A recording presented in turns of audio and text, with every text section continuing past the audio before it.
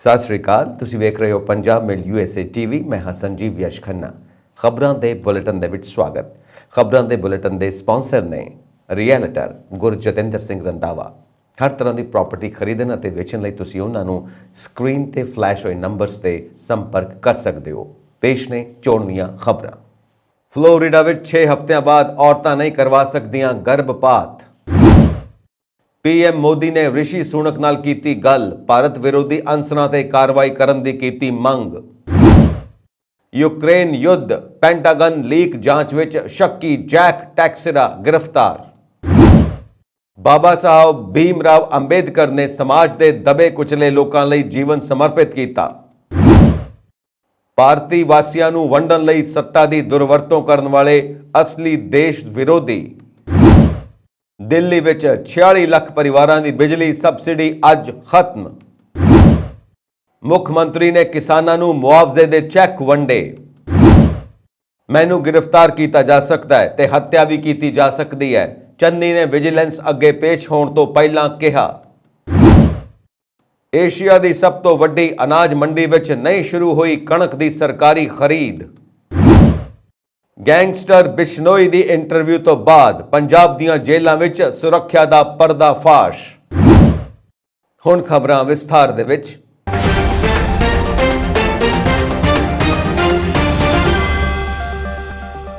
Florida विच औरतां 6 हफ्तियां बाद गर्भपात नहीं करवा सकदियां। फ्लोरिडा के गवर्नर रॉन डिसेंटिस ने वीरवार नूं इस बिल नूं मंजूरी दी है।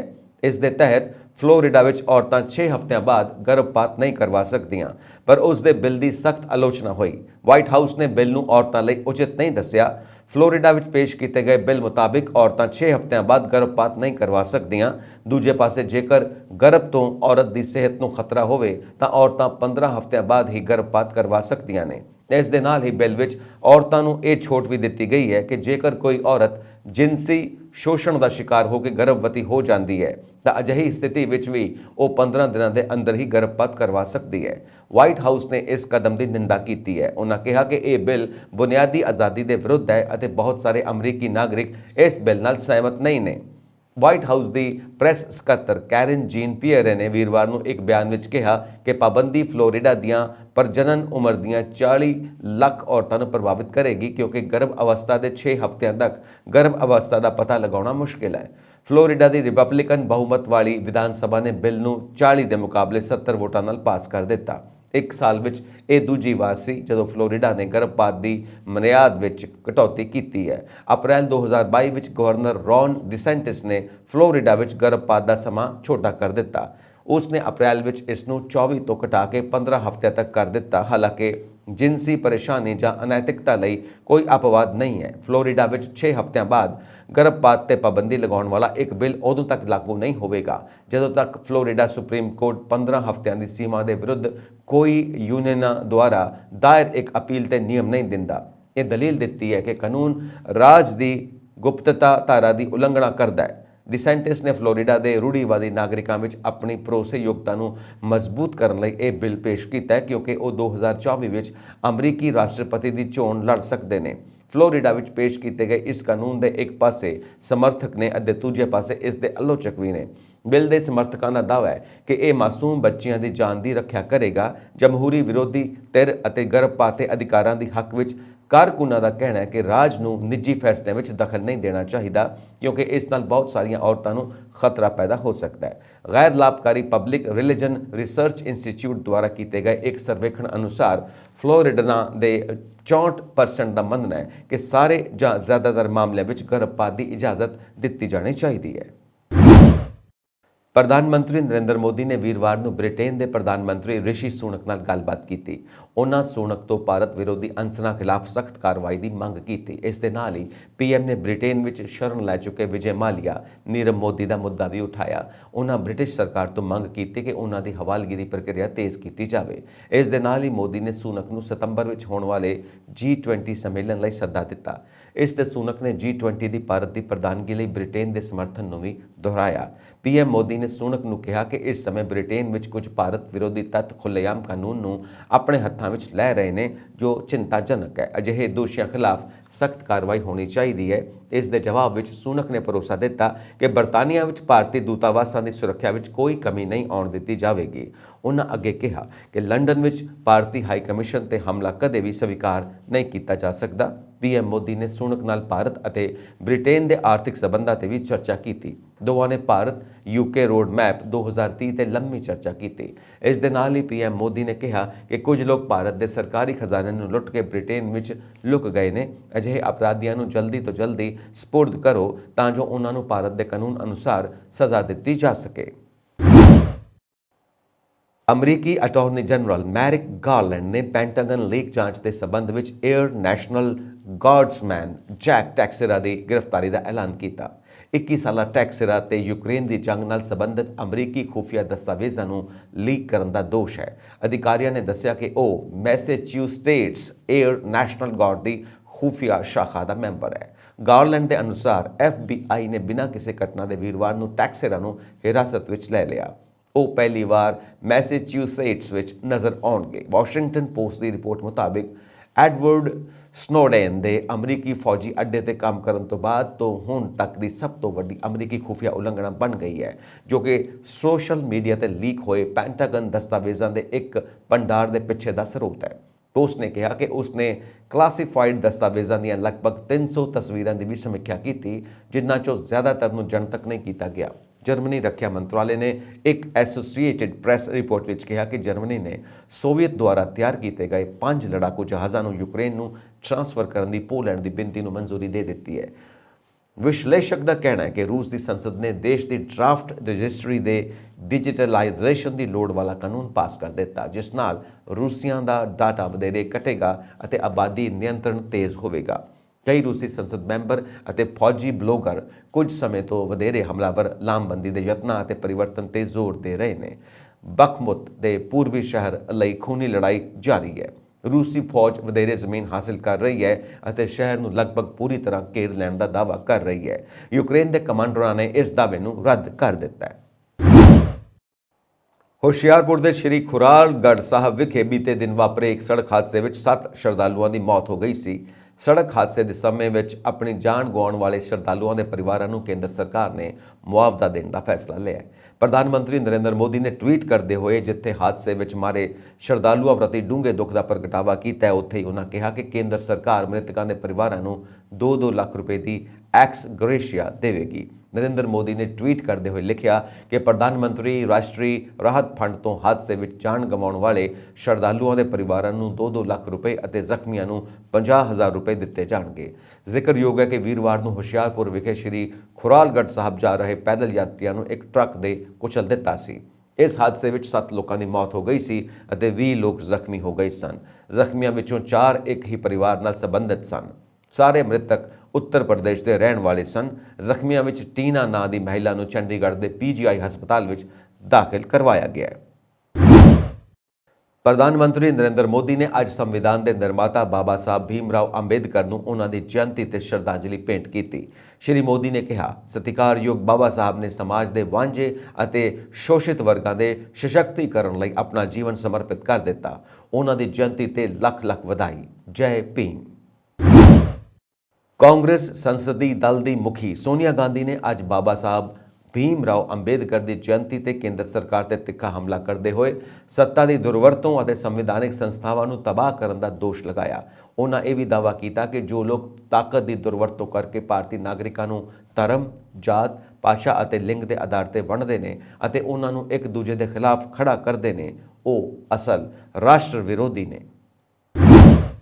ਭਾਰਤ ਵਿੱਚ ਇੱਕ ਦਿਨ ਵਿੱਚ ਕਰੋਨਾ ਦੇ 11,109 ਨਵੇਂ ਮਾਮਲੇ ਸਾਹਮਣੇ ਆਉਣ ਤੋਂ ਬਾਅਦ ਦੇਸ਼ ਵਿੱਚ ਹੁਣ ਤੱਕ ਪੀੜਤਾਂ ਦੀ ਗਿਣਤੀ 4,47,97,269 ਹੋ ਗਈ ਹੈ। ਇਹ ਪਿਛਲੇ 236 ਦਿਨਾਂ ਵਿੱਚ ਦਰਜ ਕੀਤੇ ਗਏ ਰੋਜ਼ਾਨਾ ਮਾਮਲਿਆਂ ਦੀ ਸਭ ਤੋਂ ਵੱਧ ਗਿਣਤੀ ਹੈ। ਇਸ ਦੇ ਨਾਲ ਹੀ ਦੇਸ਼ ਵਿੱਚ ਇਲਾਜ ਅਧੀਨ ਮਰੀਜ਼ਾਂ ਦੀ ਗਿਣਤੀ ਵੱਧ ਕੇ 49,622 ਹੋ ਗਈ ਹੈ। ਅੱਜ ਸਵੇਰੇ 8 ਵਜੇ ਕੇਂਦਰੀ ਸਿਹਤ ਮੰਤਰਾਲੇ ਵੱਲੋਂ ਜਾਰੀ ਰਿਪੋਰਟ ਮੁਤਾਬਿਕ ਕਰੋਨਾ ਕਾਰਨ ਦਿੱਲੀ ਅਤੇ ਰਾਜਸਥਾਨ ਵਿੱਚ 3-3, ਛੱਤੀਸਗੜ੍ਹ ਅਤੇ ਪੰਜਾਬ ਦੇ ਵਿੱਚ 2-2 ਅਤੇ ਹਿਮਾਚਲ ਪ੍ਰਦੇਸ਼, ਕਰਨਾਟਕ, ਕੇਰਲ, ਮੱਧ ਪ੍ਰਦੇਸ਼, ਮਹਾਰਾਸ਼ਟਰ, ਉੜੀਸਾ, ਪੌਂਡੀਚੇਰੀ, ਤਾਮਿਲਨਾਡੂ, ਉੱਤਰਾਖੰਡ ਵਿੱਚ ਅਤੇ ਉੱਤਰ ਪ੍ਰਦੇਸ਼ ਵਿੱਚ ਇੱਕ ਮਰੀਜ਼ ਦੀ ਮੌਤ ਤੋਂ ਬਾਅਦ ਦੇਸ਼ ਵਿੱਚ ਵਾਇਰਸ ਕਾਰਨ ਜਾਨ ਗਵਾਉਣ ਵਾਲੇ ਲੋਕਾਂ ਦੀ ਗਿਣਤੀ ਵੱਧ ਕੇ 5,31,064 ਹੋ ਗਈ ਹੈ।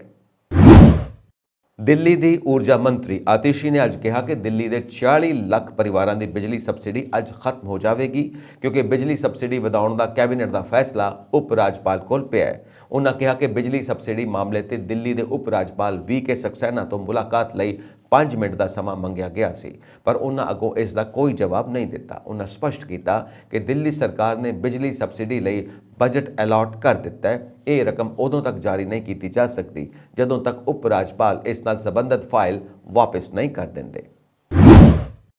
ਮੁੱਖ ਮੰਤਰੀ ਭਗਵੰਤ ਮਾਨ ਨੇ ਇੱਥੇ ਕਿਸਾਨਾਂ ਨੂੰ ਮੁਆਵਜ਼ਾ ਵੰਡਣ ਦੀ ਪ੍ਰਕਿਰਿਆ ਸ਼ੁਰੂ ਕਰਦਿਆਂ ਕਿਹਾ ਕਿ ਸੂਬਾ ਸਰਕਾਰ ਨੇ ਪਹਿਲੇ ਦਿਨ 40 ਕਰੋੜ ਰੁਪਏ ਦੀ ਮੁਆਵਜ਼ਾ ਰਾਸ਼ੀ ਵੰਡ ਕੇ ਸਾਰੇ ਪ੍ਰਭਾਵਿਤ ਕਿਸਾਨਾਂ ਨੂੰ ਮੁਆਵਜ਼ਾ ਦੇਣ ਦਾ ਅਮਲ ਸ਼ੁਰੂ ਕਰ ਦਿੱਤਾ ਹੈ। ਇੱਥੇ ਮੀਂਹ ਕਾਰਨ ਹੋਏ ਫਸਲਾਂ ਅਤੇ ਘਰਾਂ ਦੇ ਨੁਕਸਾਨ ਲਈ ਮੁਆਵਜ਼ਾ ਵੰਡਣ ਦੀ ਮੁਹਿੰਮ ਦੀ ਸ਼ੁਰੂਆਤ ਕਰਨ ਉਪਰੰਤ ਇਕੱਠ ਨੂੰ ਸੰਬੋਧਨ ਕਰਦਿਆਂ ਮੁੱਖ ਮੰਤਰੀ ਨੇ ਕਿਹਾ ਕਿ ਉਹਨਾਂ ਨੇ ਫਾਜ਼ਿਲਕਾ ਜ਼ਿਲ੍ਹੇ ਦੇ 362 ਪਿੰਡਾਂ ਨੂੰ ਮੁਆਵਜ਼ੇ ਵੱਲੋਂ ਕੁੱਲ 12.94 ਕਰੋੜ ਰੁਪਏ ਵਿੱਚੋਂ 6 ਕਰੋੜ ਰੁਪਏ ਖੁਦ ਵੰਡੇ ਨੇ। ਮੁੱਖ ਮੰਤਰੀ ਨੇ ਕਿਹਾ ਕਿ ਪਹਿਲਾਂ ਸਰਕਾਰਾਂ ਵੱਲੋਂ ਸਿਰਫ ਫੋਕੇ ਦਾਅਵੇ ਕੀਤੇ ਜਾਂਦੇ ਸਨ ਅਤੇ ਜ਼ਮੀਨੀ ਪੱਧਰ ਉੱਤੇ ਲੋਕਾਂ ਨੂੰ ਕੋਈ ਮੁਆਵਜ਼ਾ ਨਹੀਂ ਦਿੱਤਾ ਜਾਂਦਾ ਸੀ, ਪਰ ਇਸ ਵਾਰ ਵੱਡਾ ਬਦਲਾਅ ਲਿਆਂਦਾ ਗਿਆ ਹੈ। ਪਿਛਲੀਆਂ ਸਰਕਾਰਾਂ ਦੌਰਾਨ ਗਿਰਦਾਵਰੀ ਸਿਰਫ ਸਿਆਸੀ ਰਸੂਖਵਾਨ ਲੋਕਾਂ ਦੀ ਮਰਜ਼ੀ ਉੱਤੇ ਨਿਰਭਰ ਹੁੰਦੀ ਸੀ, ਜਿਸ ਕਰਕੇ ਕਿਸੇ ਵੀ ਅਸਲ ਲਾਭਪਾਤਰੀ ਨੂੰ ਮਦਦ ਨਹੀਂ ਮਿਲਦੀ ਸੀ। ਅਜਿਹੀਆਂ ਗਿਰਦਾਵਰੀਆਂ ਖੇਤਾਂ ਵਿੱਚ ਜਾ ਕੇ ਕਰਨ ਦੀ ਬਜਾਏ ਅਮੀਰ ਲੋਕਾਂ ਦੇ ਘਰਾਂ ਵਿੱਚ ਹੀ ਨੇਪਰੇ ਚਾੜ ਲਈਆਂ ਜਾਂਦੀਆਂ ਸਨ, ਪਰ ਇਸ ਵਾਰ ਗਿਰਦਾਵਰੀ ਲਈ ਪਾਰਦਰਸ਼ੀ ਵਿਧੀ ਅਪਣਾਈ ਗਈ ਹੈ। ਮਾਨ ਨੇ ਕਿਹਾ ਕਿ ਉਹਨਾਂ ਵਾਅਦਾ ਕੀਤਾ ਸੀ ਕਿ ਵਿਸਾਖੀ ਤੋਂ ਪਹਿਲਾਂ ਮੁਆਵਜ਼ੇ ਦੀ ਪ੍ਰਕਿਰਿਆ ਸ਼ੁਰੂ ਕਰ ਦਿੱਤੀ ਜਾਵੇਗੀ ਅਤੇ ਅੱਜ ਮਿੱਥੇ ਸਮੇਂ ਤੋਂ ਪਹਿਲਾਂ ਇਸ ਮੁਹਿੰਮ ਦੀ ਸ਼ੁਰੂਆਤ ਹੋ ਗਈ ਹੈ। ਮੁੱਖ ਮੰਤਰੀ ਭਗਵੰਤ ਮਾਨ ਨੇ ਸ਼੍ਰੋਮਣੀ ਅਕਾਲੀ ਦਲ ਦੇ ਪ੍ਰਧਾਨ ਸੁਖਬੀਰ ਸਿੰਘ ਬਾਦਲ ਦੀ ਸਖਤ ਆਲੋਚਨਾ ਕਰਦਿਆਂ ਕਿਹਾ ਕਿ ਜਿਹੜਾ ਵਿਅਕਤੀ ਖੁਦ ਦੁਪਹਿਰ 12 ਵਜੇ ਜਾਗਦਾ ਹੈ ਉਹ ਕਦੇ ਵੀ ਦਫ਼ਤਰਾਂ ਦਾ ਸਮਾਂ ਸਵੇਰੇ 7:30 ਤੋਂ ਦੁਪਹਿਰ 2 ਵਜੇ ਤੱਕ ਬਦਲਣ ਦੇ ਫਾਇਦੇ ਦੀ ਉਮੀਦ ਨਹੀਂ ਲਾ ਸਕਦਾ। ਇਨ੍ਹਾਂ ਆਗੂਆਂ ਨੂੰ ਲੋਕਾਂ ਨੇ ਪੂਰੀ ਤਰ੍ਹਾਂ ਨਕਾਰ ਦਿੱਤਾ ਹੈ। ਮੁੱਖ ਮੰਤਰੀ ਨੇ ਇਹ ਵੀ ਐਲਾਨ ਕੀਤਾ ਕਿ ਸੂਬਾ ਸਰਕਾਰ ਵਿਦਿਆਰਥੀਆਂ ਨੂੰ ਮੁਕਾਬਲੇ ਦੀਆਂ ਪ੍ਰੀਖਿਆਵਾਂ ਲਈ ਸਿਖਲਾਈ ਦੇਣ ਵਾਸਤੇ ਆਰਜ਼ਾ ਦਰਜੇ ਦੀ 10 ਕੇਂਦਰ ਖੋਲ੍ਹੇਗੀ।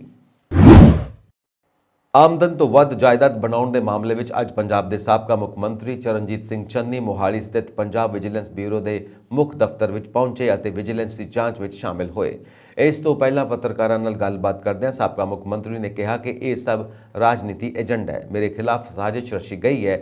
ਚੰਨੀ ਨੇ ਇਹ ਵੀ ਕਿਹਾ ਕਿ ਅੱਜ ਉਹਨਾਂ ਦੀ ਗ੍ਰਿਫਤਾਰੀ ਵੀ ਹੋ ਸਕਦੀ ਹੈ। ਉਹਨਾਂ ਇਹ ਵੀ ਕਿਹਾ ਕਿ ਮੈਂ ਕਿਸੇ ਤੋਂ ਡਰਨ ਵਾਲਾ ਨਹੀਂ ਹਾਂ। ਉਹਨਾਂ ਕਿਹਾ ਕਿ ਮੈਨੂੰ ਜਾਨ ਨੂੰ ਵੀ ਮਾਰਿਆ ਜਾ ਸਕਦਾ ਹੈ। ਇਸ ਮੌਕੇ ਉਹਨਾਂ ਕਿਹਾ ਕਿ ਮੇਰੇ ਤਾਂ ਘਰ ਦੀ ਵੀ ਕੁਰਕੀ ਹੋਣ ਦੇ ਆਰਡਰ ਹੋਏ ਨੇ, ਜਿਸ ਉੱਤੇ ਮੈਂ ਹਾਈ ਕੋਰਟ ਵੱਲੋਂ ਸਟੇ ਲਈ ਹੋਈ ਹੈ। ਉਹਨਾਂ ਆਪਣੇ ਪੁੱਤਰ ਦੇ ਨਾਂ ਜਾਇਦਾਦ ਸੰਬੰਧੀ ਜਾਣਕਾਰੀ ਵੀ ਦਿੱਤੀ। ਚਰਨਜੀਤ ਚੰਨੀ ਕਾਂਗਰਸ ਭਵਨ ਤੋਂ ਵਿਜੀਲੈਂਸ ਦਫ਼ਤਰ ਮੁਹਾਲੀ ਵਿਖੇ ਆਪਣੇ ਵਕੀਲਾਂ ਨਾਲ ਪਹੁੰਚੇ ਸਨ। ਇਸ ਸੰਬੰਧ ਵਿੱਚ ਪੰਜਾਬ ਵਿਜੀਲੈਂਸ ਵੱਲੋਂ ਪੁੱਛਗਿੱਛ ਕੀਤੀ ਜਾ ਰਹੀ ਹੈ। ਏਸ਼ੀਆ ਦੀ ਸਭ ਤੋਂ ਵੱਡੀ ਅਨਾਜ ਮੰਡੀ ਖੰਨਾ ਵਿੱਚ ਕਣਕ ਦੀ ਖਰੀਦ ਦਾ ਰਸਮੀ ਉਦਘਾਟਨ ਹੋਣ ਦੇ ਦੂਜੇ ਦਿਨ ਬੁੱਧਵਾਰ ਨੂੰ ਵੀ ਸਰਕਾਰੀ ਏਜੰਸੀਆਂ ਨੇ ਕੋਈ ਖਰੀਦ ਨਹੀਂ ਕੀਤੀ। ਹਾਲਾਂਕਿ ਬੁੱਧਵਾਰ ਨੂੰ ਮੰਡੀ ਵਿੱਚ ਪੂਰੀ ਤਰ੍ਹਾਂ ਨਾਲ ਨਿੱਜੀ ਵਪਾਰੀਆਂ ਵੱਲੋਂ ਖਰੀਦ ਕੀਤੀ ਗਈ। ਪ੍ਰਾਪਤ ਅੰਕੜਿਆਂ ਅਨੁਸਾਰ ਖੰਨਾ ਮੰਡੀ ਵਿੱਚ ਹੁਣ ਤੱਕ 13,842 ਕੁਇੰਟਲ ਕਣਕ ਦੀ ਖਰੀਦ ਕੀਤੀ ਜਾ ਚੁੱਕੀ ਹੈ। ਫਿਲਹਾਲ ਮੰਡੀ ਵਿੱਚ 2,560 ਕੁਇੰਟਲ ਕਣਕ ਵਿਕਣ ਦੇ ਇੰਤਜ਼ਾਰ ਵਿੱਚ ਹੈ। ਖਰੀਦੀ ਗਈ ਕਣਕ ਵਿੱਚੋਂ 5,650 ਕੁਇੰਟਲ ਦੀ ਲਿਫਟਿੰਗ ਹੋ ਚੁੱਕੀ ਹੈ। ਜਾਣਕਾਰੀ ਅਨੁਸਾਰ ਖੰਨਾ ਮੰਡੀ ਵਿੱਚ ਨਮੀ ਦੀ ਜਾਂਚ ਦੇ ਲਈ ਤਾਂ ਉਪਕਰਨ ਮੌਜੂਦ ਨੇ, ਪਰ ਇਸ ਦੀ ਟੁੱਟ ਭੱਜ ਦੀ ਜਾਂਚ ਲਈ ਕੋਈ ਉਪਕਰਨ ਮੌਜੂਦ ਨਹੀਂ ਹੈ। ਖੁਰਾਕ ਤੇ ਸਿਵਲ ਸਪਲਾਈ ਵਿਭਾਗ ਦੇ ਇੰਸਪੈਕਟਰ ਹਰਭਜਨ ਸਿੰਘ ਨੇ ਕਿਹਾ ਕਿ ਜ਼ਰੂਰਤ ਪੈਣ ਤੇ ਮਸ਼ੀਨ ਮੰਗਵਾਈ ਜਾਵੇਗੀ। ਆਮ ਤੌਰ ਤੇ ਛੋਟੀ ਹੈਂਡੀ ਮਸ਼ੀਨ ਜਾਂ ਮੈਨੂਅਲ ਤਰੀਕੇ ਨਾਲ ਹੀ ਡੈਮੇਜ ਦਾ ਅੰਦਾਜ਼ਾ ਲਗਾਇਆ ਜਾਂਦਾ ਹੈ। ਸੂਬੇ ਵਿੱਚ ਸ਼ਾਇਦ ਹੀ ਕੋਈ ਘਰ ਜਾਂ ਖੇਤ ਵਿੱਚ ਬਣਿਆ ਡੇਰਾ ਹੋਵੇਗਾ ਜਿੱਥੇ ਬਿਜਲੀ ਸਪਲਾਈ ਨਹੀਂ ਪਹੁੰਚਦੀ, ਪਰ ਪੰਜਾਬ ਸਰਕਾਰ ਵੱਲੋਂ ਹੁਣ ਇਸ ਨੂੰ ਇੱਕ ਹੋਰ ਉੱਪਰ ਵਾਲੇ ਪਾਏਦਾਨ ਤੱਕ ਲਿਜਾਉਣ ਦੀ ਯੋਜਨਾ ਬਣਾਈ ਗਈ ਹੈ। ਇਸ ਲਈ ਪੰਜਾਬ ਸਟੇਟ ਪਾਵਰ ਕਾਰਪੋਰੇਸ਼ਨ ਅਤੇ Punjab state power transmission corporation ਵੱਲੋਂ ਪੂਰਾ ਪਲਾਨ ਤਿਆਰ ਕੀਤਾ ਗਿਆ ਹੈ। ਇਸ ਪਲਾਨ ਵਿੱਚ ਨਾ ਸਿਰਫ ਭਵਿੱਖ ਦੀ ਖਪਤ ਨੂੰ ਧਿਆਨ ਵਿੱਚ ਰੱਖਦੇ ਹੋਏ ਨਵੇਂ ਗ੍ਰਿਡ ਤਿਆਰ ਕਰਨ ਲਈ ਸ਼ਾਮਿਲ ਕੀਤਾ ਗਿਆ, ਸਗੋਂ ਵੱਧਦੇ ਲੋਡ ਦੀ ਪੂਰਤੀ ਲਈ ਵੱਡੇ ਟਰਾਂਸਫਾਰਮਰ, ਨਵੀਆਂ ਟਰਾਂਸਮਿਸ਼ਨ ਲਾਈਨਾਂ ਵਿਛਾਉਣ ਤੇ ਵੀ ਧਿਆਨ ਦਿੱਤਾ ਗਿਆ। ਸੂਬੇ ਵਿੱਚ ਪਾਵਰ ਡਿਸਟ੍ਰੀਬਿਊਸ਼ਨ ਸਿਸਟਮ ਨੂੰ ਹੋਰ ਜ਼ਿਆਦਾ ਵਿਵਹਾਰਿਕ ਅਤੇ ਸੁਵਿਧਾਜਨਕ ਬਣਾਉਣ ਲਈ ਯੋਜਨਾ ਬਣਾਈ ਗਈ ਹੈ। ਰਿਵੈਂਪਡ ਡਿਸਟ੍ਰੀਬਿਊਸ਼ਨ ਸੈਕਟਰ ਸਕੀਮ ਤਹਿਤ ਪੰਜਾਬ ਦੀਆਂ ਭਵਿੱਖ ਦੀਆਂ ਲੋੜਾਂ ਨੂੰ ਧਿਆਨ ਵਿੱਚ ਰੱਖ ਕੇ ਬਣਾਈ ਗਈ ਇਸ ਯੋਜਨਾ ਤੇ 9,642 ਕਰੋੜ ਰੁਪਏ ਖਰਚ ਆਉਣ ਦਾ ਅਨੁਮਾਨ ਬਣਾਇਆ ਗਿਆ ਹੈ। ਇਸ ਤਹਿਤ 2027 ਤੱਕ ਓਵਰਲੋਡ ਅਤੇ ਲੰਬੀ ਦੂਰੀ ਤੱਕ ਫੀਡ ਕਰਨ ਵਾਲੇ ਸਟੇਸ਼ਨਾਂ ਦੇ ਲੋਡ ਨੂੰ ਵੰਡਿਆ ਜਾਵੇਗਾ। ਜ਼ਰੂਰਤ ਮੁਤਾਬਿਕ ਨਵੇਂ ਡਿਸਟ੍ਰੀਬਿਊਸ਼ਨ ਟਰਾਂਸਫਾਰਮਰ ਲਗਾਏ ਜਾਣੇ ਨੇ। 66 kV sub station power transformer ਲਗਾਉਣ ਦੇ ਨਾਲ IT ਤੇ ਆਧਾਰਿਤ ਡਿਸਟ੍ਰੀਬਿਊਸ਼ਨ ਸਿਸਟਮ ਮੀਟਰਿੰਗ ਦੇ ਕੰਮ ਵੀ ਕੀਤੇ ਜਾਣਗੇ। ਸਿਸਟਮ ਅਪਗ੍ਰੇਡੇਸ਼ਨ ਯੋਜਨਾ ਤਹਿਤ ਹੁਣ ਤੱਕ 21,300 ਨਵੇਂ ਟਰਾਂਸਫਾਰਮਰ ਲਗਾਏ ਜਾ ਚੁੱਕੇ ਨੇ। 260 ਨਵੇਂ 11 kV ਫੀਡਰਾਂ ਦਾ ਨਿਰਮਾਣ ਕੀਤਾ ਗਿਆ ਹੈ ਅਤੇ ਸਬ ਸਟੇਸ਼ਨਾਂ ਦੀ ਪਾਵਰ ਟਰਾਂਸਫਰਮੇਸ਼ਨ ਕੈਪੈਸਿਟੀ ਵਿੱਚ 1424 ਮੈਗਾਵੋਲਟ ਐਂਪੀਅਰ ਵਾਧਾ ਕੀਤਾ ਗਿਆ ਹੈ।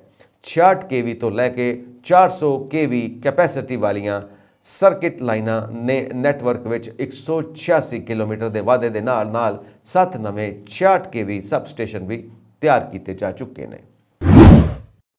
ਮੁੱਖ ਮੰਤਰੀ ਭਗਵੰਤ ਮਾਨ ਦੀ ਸੋਚ ਤਹਿਤ ਨੌਜਵਾਨਾਂ ਨੂੰ ਹੁਨਰਮੰਦ ਬਣਾ ਕੇ ਨੌਕਰੀਆਂ ਦੇ ਯੋਗ ਬਣਾਉਣ ਲਈ ਪੰਜਾਬ ਦੇ ਰੋਜ਼ਗਾਰ ਉਤਪੱਤੀ ਹੁਨਰ ਵਿਕਾਸ ਅਤੇ ਸਿਖਲਾਈ ਮੰਤਰੀ ਸ਼੍ਰੀ ਅਮਨ ਅਰੋੜਾ ਨੇ ਪਰਿਵਰਤਨ ਸਕੀਮ ਦੀ ਸ਼ੁਰੂਆਤ ਕੀਤੀ। ਇਸ ਸਕੀਮ ਤਹਿਤ ਵਿਦਿਆਰਥੀਆਂ ਨੂੰ ਜ਼ਿਆਦਾ ਮੰਗ ਵਾਲੇ 94 7 ਕੋਰਸਾਂ ਜੌਬ ਰੋਲਸ ਲਈ ਸਿਖਲਾਈ ਦਿੱਤੀ ਜਾਵੇਗੀ।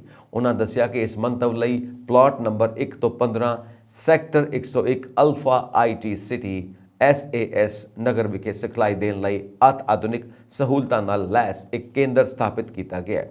ਸਕੀਮ ਦੀ ਸ਼ੁਰੂਆਤ ਕਰਨ ਤੋਂ ਬਾਅਦ ਸ਼੍ਰੀ ਅਮਨ ਅਰੋੜਾ ਨੇ ਇਸ ਸੈਂਟਰ ਦਾ ਨਿਰੀਖਣ ਕੀਤਾ ਅਤੇ ਉੱਥੇ ਸਪਲਾਈ ਪ੍ਰਾਪਤ ਕਰਨ ਜਾ ਰਹੇ ਨੌਜਵਾਨਾਂ ਨਾਲ ਗੱਲਬਾਤ ਕੀਤੀ। ਉਹਨਾਂ ਜ਼ੋਰ ਦੇ ਕੇ ਕਿਹਾ ਕਿ ਨੌਜਵਾਨਾਂ ਲਈ ਰੋਜ਼ਗਾਰ ਦੇ ਵੱਧ ਤੋਂ ਵੱਧ ਮੌਕੇ ਪੈਦਾ ਕਰਨ ਲਈ ਇਸ ਤਰ੍ਹਾਂ ਦੀਆਂ ਸਕੀਮਾਂ ਸਮੇਂ ਦੀ ਲੋੜ ਨੇ। ਉਹਨਾਂ ਕਿਹਾ ਕਿ ਇਹ ਉਦਯੋਗਾਂ ਨੂੰ ਹੁਨਰਮੰਦ ਮਨੁੱਖੀ ਸ਼ਕਤੀ ਪ੍ਰਦਾਨ ਕਰਨ ਵਿੱਚ ਵੀ ਸਹਾਈ ਸਿੱਧ ਹੋਵੇਗਾ। ਡਾਇਰੈਕਟਰ ਰੋਜ਼ਗਾਰ ਉਤਪੱਤੀ ਹੁਨਰ ਵਿਕਾਸ ਅਤੇ ਸਿਖਲਾਈ ਸ਼੍ਰੀਮਤੀ ਦੀਪਤੀ ਉੱਪਲ ਨੇ ਦੱਸਿਆ ਕਿ ਨੌਜਵਾਨਾਂ ਨੂੰ 7 ਸਿਖਲਾਈ ਕੋਰਸਾਂ ਵਿੱਚ ਸਿਖਲਾਈ ਦਿੱਤੀ ਜਾਵੇਗੀ, ਜਿਸ ਵਿੱਚ general duty assistant, medical lab technician, ਹਸਪਤਾਲ front desk executive, retail sales associate cum cashier, account executive, junior software developer, search engine marketing executive ਸ਼ਾਮਿਲ ਨੇ। ਇਸ ਸਕੀਮ ਬਾਰੇ ਹੋਰ ਜਾਣਕਾਰੀ ਦਿੰਦਿਆਂ ਸ਼੍ਰੀਮਤੀ ਦੀਪਤੀ ਉੱਪਲ ਨੇ ਦੱਸਿਆ ਕਿ 10ਵੀਂ ਅਤੇ 12ਵੀਂ ਪਾਸ ਵਿਦਿਆਰਥੀ ਇਸ ਸਕੀਮ ਅਧੀਨ ਆਪਣੇ ਆਪ ਨੂੰ ਰਜਿਸਟਰਡ ਅਤੇ ਸਰਟੀਫਾਈਡ ਕਰਵਾ ਸਕਦੇ ਨੇ। PSDM ਦੀ CRR ਸਕੀਮ ਤਹਿਤ ਸੂਬੇ ਭਰ ਦੇ 2100 ਵਿਦਿਆਰਥੀਆਂ ਨੂੰ ਇਹ ਸਿਖਲਾਈ ਮੁਫਤ ਦਿੱਤੀ ਜਾਵੇਗੀ। ਸਿਖਲਾਈ ਤੋਂ ਬਾਅਦ ਉਮੀਦਵਾਰਾਂ ਨੂੰ ਉਹਨਾਂ ਦੇ ਕੋਰਸਾਂ ਲਈ ਕੌਮੀ ਹੁਨਰ ਵਿਕਾਸ ਤਹਿਤ ਸਰਟੀਫਿਕੇਟ ਜਾਰੀ ਕੀਤਾ ਜਾਵੇਗਾ। ਕੋਰਸ ਦਾ ਪਾਠਕ੍ਰਮ ਨੈਸ਼ਨਲ ਸਕਿੱਲ ਕੁਆਲੀਫਿਕੇਸ਼ਨ ਫਰੇਮਵਰਕ ਅਨੁਸਾਰ ਹੋਵੇਗਾ। ਉਹਨਾਂ ਅੱਗੇ ਕਿਹਾ ਕਿ ਵਿਭਾਗ ਹੁਨਰ ਵਿਕਾਸ ਸਕੀਮਾਂ ਬਣਾਉਣ ਅਤੇ ਚਲਾਉਣ ਲਈ ਇਸ ਮਿਸ਼ਨ ਨੂੰ ਸਰਕਾਰ ਲਈ ਸੰਪਰਕ ਦਾ ਸਿਗਨਲ ਪੁਆਇੰਟ ਬਣਾਉਣ ਲਈ ਲਗਾਤਾਰ ਯਤਨਸ਼ੀਲ ਹੈ। ਜ਼ਿਕਰਯੋਗ ਹੈ ਕਿ ਪਰਿਵਰਤਨ ਸਕੀਮ ਜੋ ਪੰਜਾਬ ਹੁਨਰ ਵਿਕਾਸ ਮਿਸ਼ਨ ਅਤੇ HDFC ਬੈਂਕ ਲਿਮਟਿਡ ਦੀ ਇੱਕ ਪਹਿਲ ਕਦਮੀ ਹੈ, ਉਸ ਨੂੰ training partner Messrs Orion educational society ਰਾਹੀਂ ਲਾਗੂ ਕੀਤਾ ਜਾਵੇਗਾ। ਸਿੱਖਿਆ ਮੰਤਰੀ ਪੰਜਾਬ ਹਰਜੋਤ ਸਿੰਘ ਬੈਂਸ, ਜੋ ਕਿ ਬੀਤੇ ਦਿਨਾਂ ਤੋਂ ਭਾਰਤ ਪਾਕਿਸਤਾਨ ਸਰਹੱਦ ਤੇ ਪੈਂਦੇ ਇਲਾਕੇ ਵਿੱਚ ਚੱਲਦੇ ਸਰਕਾਰੀ ਸਕੂਲਾਂ ਦਾ ਦੌਰਾ ਕਰਨ ਜਾ ਰਹੇ ਨੇ, ਉਹਨਾਂ ਨੇ ਅਟਾਰੀ ਵਿਖੇ ਪ੍ਰੈਸ ਨਾਲ ਗੱਲਬਾਤ ਕਰਦਿਆਂ ਕਿਹਾ ਕਿ ਸਰਹੱਦ ਖੇਤਰ ਦੇ ਸਕੂਲਾਂ ਵਿੱਚ ਵੱਡੇ ਪੱਧਰ ਤੇ ਸੁਧਾਰ ਦੀ ਲੋੜ ਹੈ। ਉਹਨਾਂ ਕਿਹਾ ਕਿ ਮੁੱਖ ਮੰਤਰੀ ਭਗਵੰਤ ਸਿੰਘ ਮਾਨ ਦੀ ਦਿਲੀ ਇੱਛਾ ਹੈ ਕਿ ਪੰਜਾਬ ਦੇ ਸਰਕਾਰੀ ਸਕੂਲਾਂ ਨੂੰ ਆਲਮੀ ਪੱਧਰ ਦੇ ਸਕੂਲਾਂ ਵਿੱਚ ਸ਼ੁਮਾਰ ਕਰਨ ਦੀ ਅਤੇ ਮੈਂ ਇਸ ਸੁਪਨੇ ਨੂੰ ਹਕੀਕੀ ਰੂਪ ਵਿੱਚ ਪੂਰਾ ਕਰਨ ਲਈ ਤਰਨਤਾਰਨ, ਅੰਮ੍ਰਿਤਸਰ ਤੇ ਗੁਰਦਾਸਪੁਰ ਜ਼ਿਲ੍ਹੇ ਦੀ ਸਰਹੱਦੀ ਪੱਟੀ ਦੇ ਸਕੂਲਾਂ ਦਾ ਦੌਰਾ ਕੀਤਾ ਹੈ। ਇਸ ਤੋਂ ਪਹਿਲਾਂ ਫਾਜ਼ਿਲਕਾ, ਫਿਰੋਜ਼ਪੁਰ ਦੇ ਸਕੂਲਾਂ ਦਾ ਦੌਰਾ ਕੀਤਾ ਗਿਆ ਸੀ, ਜਿਸ ਦੌਰਾਨ ਸਕੂਲਾਂ ਦੀ ਹਾਲਤ ਵੇਖਣ ਤੋਂ ਇਲਾਵਾ ਬੱਚਿਆਂ ਅਤੇ ਅਧਿਆਪਕਾਂ ਨਾਲ ਗੱਲਬਾਤ ਕਰਨ ਦਾ ਮੌਕਾ ਮਿਲਿਆ, ਜਿਸ ਵਿੱਚੋਂ ਸਥਿਤੀ ਪਾਣੀ ਵਾਂਗ ਸਾਫ਼ ਹੋ ਗਈ ਅਤੇ ਇਸ ਇਲਾਕੇ ਦੇ ਸਰਕਾਰੀ ਸਕੂਲਾਂ ਵਿੱਚ ਪੜ੍ਹਾਈ ਅਤੇ ਮੁੱਢਲੇ ਢਾਂਚੇ ਵਿੱਚ ਵੱਡੇ ਸੁਧਾਰ ਕਰਨੇ ਪੈਣਗੇ। ਉਹਨਾਂ ਕਿਹਾ ਕਿ ਮੈਂ ਬੱਚਿਆਂ ਨੂੰ ਕਿਤਾਬਾਂ ਪੜ੍ਹਾ ਕੇ ਪ੍ਰਸ਼ਨ ਪੁੱਛ ਕੇ ਵੇਖੇ ਅਤੇ ਮਨ ਦੁਖੀ ਹੋਇਆ ਕਿ ਬੱਚੇ ਜਮਾਤਾਂ ਵਿੱਚ ਤਾਂ ਅੱਗੇ ਵਧ ਰਹੇ ਨੇ, ਪਰ ਉਹਨਾਂ ਦੀ ਪੜ੍ਹਾਈ ਬਹੁਤ ਪਿੱਛੇ ਹੈ। ਬੈਂਸ ਨੇ ਕਿਹਾ ਕਿ ਕਈ ਸਕੂਲਾਂ ਵਿੱਚ ਬੱਚੇ ਨਾ ਪੰਜਾਬੀ, ਨਾ ਹਿੰਦੀ ਅਤੇ ਨਾ ਅੰਗਰੇਜ਼ੀ ਲਿਖ ਸਕਦੇ ਨੇ। ਉਹਨਾਂ ਕਿਹਾ ਕਿ ਦੁੱਖ ਇਸ ਗੱਲ ਦਾ ਹੈ ਕਿ ਅਜਿਹੇ ਸਕੂਲ ਵੀ ਇਲਾਕੇ ਦੇ ਨਾਮਵਰ ਸਕੂਲਾਂ ਵਿੱਚ ਗਿਣੇ ਜਾ ਰਹੇ ਨੇ। ਉਹਨਾਂ ਸਕੂਲਾਂ ਲਈ ਕਈ ਸਕੂਲ ਅਜਿਹੇ ਮਿਲੇ ਜਿੱਥੇ 2017 ਤੋਂ ਬਾਅਦ ਕੋਈ ਜ਼ਿਲ੍ਹਾ ਸਿੱਖਿਆ ਅਧਿਕਾਰੀ ਵੀ ਨਹੀਂ ਗਿਆ।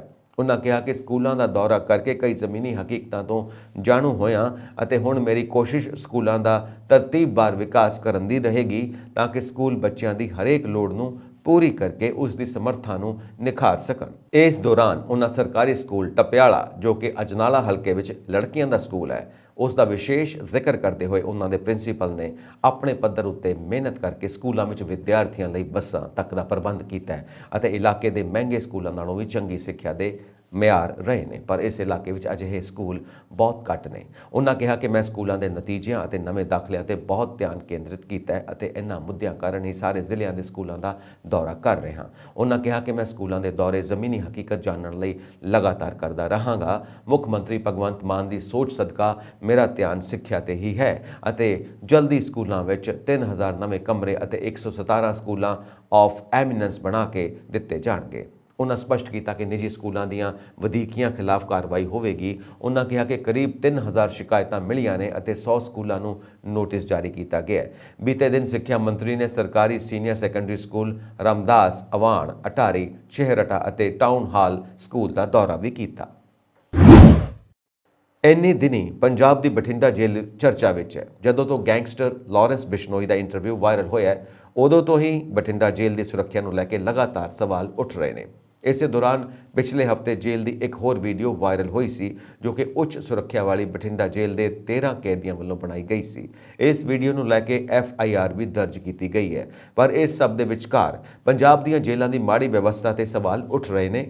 ਕੈਦੀਆਂ ਦੀਆਂ ਮੁਲਾਕਾਤਾਂ ਅਤੇ ਵਾਇਰਲ ਹੋਈਆਂ ਵੀਡੀਓ ਤੋਂ ਬਾਅਦ ਬਠਿੰਡਾ ਜੇਲ੍ਹ ਦੀ ਮਾੜੀ ਵਿਵਸਥਾ ਤੇ ਸਵਾਲ ਉੱਠ ਰਹੇ ਨੇ।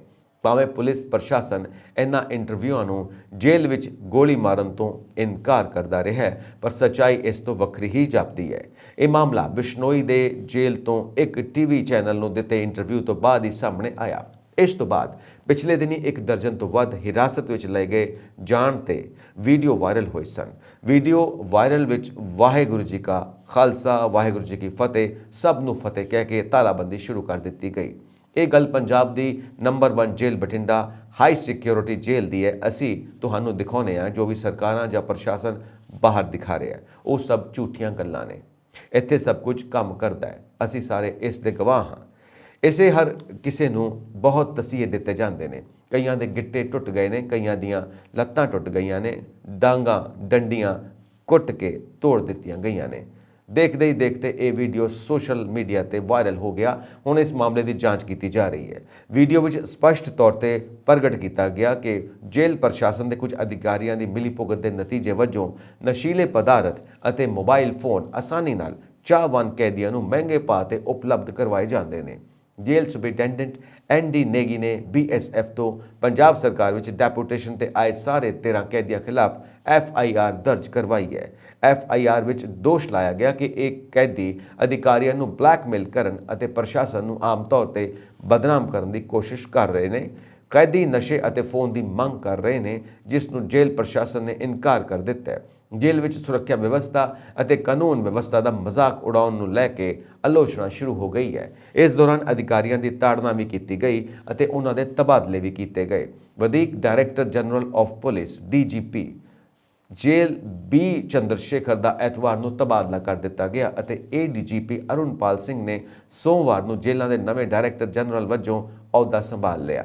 ਜ਼ਿਕਰਯੋਗ ਹੈ ਕਿ ਗੈਂਗਸਟਰ ਲਾਰੈਂਸ ਬਿਸ਼ਨੋਈ ਦੇ 2 ਵਿਵਾਦਿਤ ਇੰਟਰਵਿਊ 14 ਮਾਰਚ ਅਤੇ 18 ਮਾਰਚ ਨੂੰ ਪ੍ਰਸਾਰਿਤ ਹੋਏ ਸਨ। ਉਹ ਜੇਲ੍ਹ ਵਿੱਚ ਬੈਠ ਕੇ ਇੱਕ ਮਸ਼ਹੂਰ TV ਚੈਨਲ ਨੂੰ ਇੰਟਰਵਿਊ ਦਿੰਦੇ ਹੋਏ ਨਜ਼ਰ ਆਏ। ਜੇਲ੍ਹ ਤੋਂ ਵੀ ਉਹ ਅਦਾਕਾਰ ਸਲਮਾਨ ਖਾਨ ਨੂੰ ਜਾਨੋਂ ਮਾਰਨ ਦੀਆਂ ਧਮਕੀਆਂ ਦਿੰਦੇ ਰਹੇ।